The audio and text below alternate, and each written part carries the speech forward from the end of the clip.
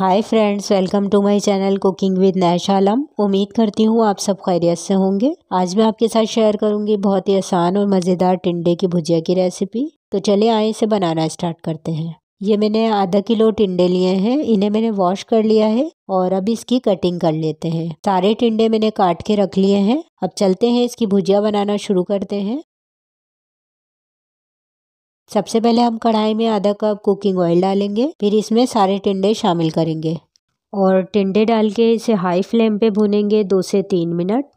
जब ये हल्के ब्राउन दिखने लगेंगे फिर इसमें एक प्याज को इस तरह से स्लाइसिस में काट के शामिल करें। प्याज के साथ और मज़ीद भूनेंगे।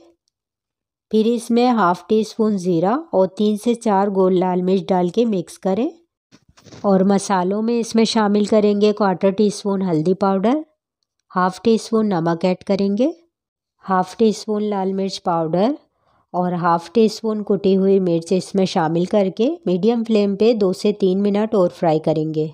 और ये टिंडे की भुजिया फ्राई करते हुए ही बहुत जल्द ही इसमें टिंडे गल जाते हैं और बस ये मज़ेदार सी टिंडे की भुजिया रेडी है। मैं इसे सर्व करके दिखाती हूँ। आप इसे दाल चावल के साथ सर्व करें, बहुत टेस्टी लगते हैं। हम फिर मिलेंगे नेक्स्ट वीडियो में एक और नई रेसिपी के साथ। अपना ख्याल रखिएगा। अल्लाह हाफिज़।